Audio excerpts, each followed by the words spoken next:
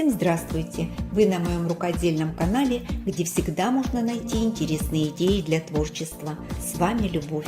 Снова буду переделывать старую одежду. Судя по просмотрам, вам такие видео нравятся. Старой одежды у меня много. Идей для переработки тоже. Давайте начнем переделку. На моем рабочем месте стул, честно говоря, не самый удобный. Дермантин материал, конечно, практичный, но сидеть на нем еще то удовольствие. И я решила, что мне нужна сидушка. Зашла в магазин, посмотрела. Понравилась вот такая, как печенюшка, но цена как за торт. Особенно если учесть, что у меня 2 рабочих зоны, значит и подушки нужно 2. Поэтому решила, буду шить сама. Сначала сделаю замеры стула. Стул имеет форму трапеции, но я решила, что моя подушка будет прямоугольной формы. И сидеть будет удобнее, и шить проще.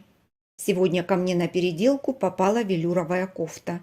Она с коротким рукавом, а материал довольно теплый. Летом в ней жарко. Похолодало, рукам холодно. Когда носить, непонятно. А подушка из нее получится замечательная. Для второй решила попробовать ткань потоньше. Она немного тянется, приятная на ощупь. С одной стороны ширина стула 40 см, с другой 35 см, длина сиденья 38 см. Решила, что моя подушка будет квадратная. Размечу на ткани квадрат со стороной 40 см. Чтобы детали получились одинаковые, соединю слои между собой булавками. Вырезать буду без припусков на швы. Мне кажется, для такой сидушки идеально подойдет велюр и флис. Двунитка тоже сюда хорошо впишется. Хлопчатобумажные ткани я бы не стала брать. Они менее износоустойчивы и стабильны. А здесь, на мой взгляд, больше подойдет эластичный материал. Для каждой подушки вырезала сразу по 2 детали. Углы у квадрата слегка скруглю, чтобы контур был больше похож на печеньку. Вторая подушка будет такой же формы. Детали по контуру соединю строчкой. С одной стороны оставлю отверстие для выворачивания. Ткань у меня эластичная, нагрузка на швы будет большая, поэтому соединять детали буду усиленной трикотажной строчкой. Иглу взяла для трикотажа. Припуски оставила на ширину лапки.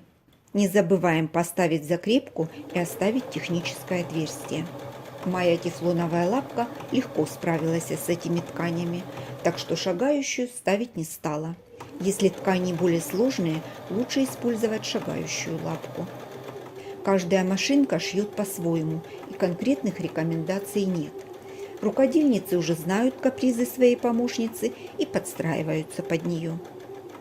Шов получился прочный и такой точно не лопнет от любых нагрузок. Не забываю надрезать припуски на скругленных углах. Все, можно выворачивать.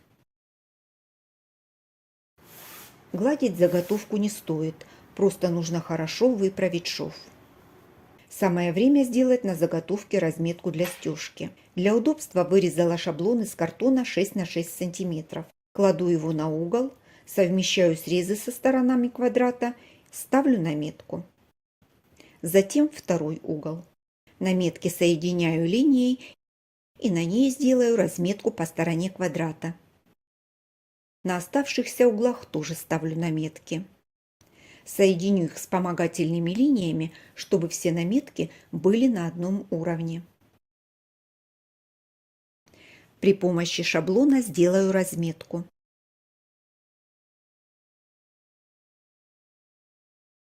Все точки соединяю вспомогательными линиями. В местах пересечения линий получится разметка для стежки подушки. Теперь эту разметку нужно перенести на другую сторону. Делать это буду при помощи портновской булавки. Прокалываю и ставлю наметку с другой стороны. Соединю полученные точки и сделаю такую же разметку. Для наполнения подушек я решила сделать блоки. Вырезала 2 квадрата из старой шубы, как раз то, что надо. Материал плотный, в то же время мягкий и хорошо держит форму. Обтянула их слимтексом, чтобы получились мягкие и упругие вставки. Края зашила. Можно просто взять поролон нужного размера. Это самый быстрый вариант. Складываю блок, вставляю внутрь заготовки и там уже его распределяю. Холофайбер для такой подушки использовать не очень удобно. Его сложно распределить равномерно внутри, и со временем он собьется комками. Техническое отверстие зашью вручную потайным швом. Равномерно распределю наполнитель. Определю лицевую и изнаночную сторону подушки. Все узелки и закрепки будут с этой стороны. Иглу возьму длинную с большим ушком. Нитку сделала в 4 сложения. Отрезала подлиннее, чтобы хватило простегать центральную часть заготовки. Начну от центра. Прокалываю по наметке. На другой стороне смотрю, чтобы игла вышла точно в наметку. Следующий прокол делаю через 2 мм. С обратной стороны игла тоже должна выйти рядом, а не в то самое отверстие. Завязываю концы на 2 узла. Беру дополнительную иглу, вставляю короткий край и прячу его внутри подушки. Нитку закрепила. Теперь еще один прокол. Делаю его снова рядом. Вывожу иглу наизнанку и подтягиваю нить. Перехожу к следующей наметке.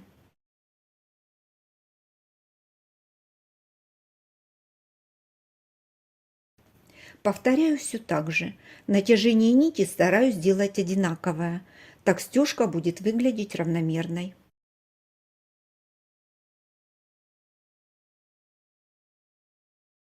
Не отрывая нить, перехожу к следующей наметке. Каждую точку креплю 2 стежками. После каждой закрепленной наметки разравниваю заготовку. Продолжаю по кругу, пока не простегаю весь центр заготовки. На последней наметке сделала закрепку и спрячу нить внутрь. Середина готова. Теперь сделаю края печенюшки. Нить закрепила с изнанки, как и в первом случае. Поворачиваю на лицевую сторону и делаю прокол рядом. Нить проходит через край. Подтягиваю так, чтобы смотрелось красиво. Вывожу нить на лицевую сторону. Делаю прокол рядом, чтобы закрепить натяжение нити. Когда нить надежно закреплена, перехожу к следующей наметке. Все делаю так же, как и в первом случае. Нить контролирую. Внешний вид подушки будет во многом зависеть от того, как мы простегаем заготовку. Так что спешить не буду, сделаю печенюшки аппетитный край. При стежке заготовка потеряла в размере. При раскрое это тоже нужно учитывать, если нужна сидушка определенного размера. Велюровая подушка смотрится замечательно. Жаль, что камера не передает эту бархатистую поверхность. И второй вариант. Он выглядит скромнее. На ощупь она тоже приятная, а цвет у нее такой кофе с молоком. Больше подходит к печенюшке. Жаль, камера не передает этот оттенок. На камеру она кажется сероватой. Мое рабочее место преобразилось. Стало уютнее и работать будет намного удобнее. На твердом стуле долго не просидишь, а зимой сидеть на дермантине еще то удовольствие. Как хорошо, что мы умеем шить сами, экономим семейный бюджет и получаем нужную вещь. Спасибо, что были со мной. Делитесь в комментариях, что вы шьете для уюта в доме. Присылайте свои работы в мой телеграм-канал. А я на этом с вами прощаюсь. До встречи в новых видео.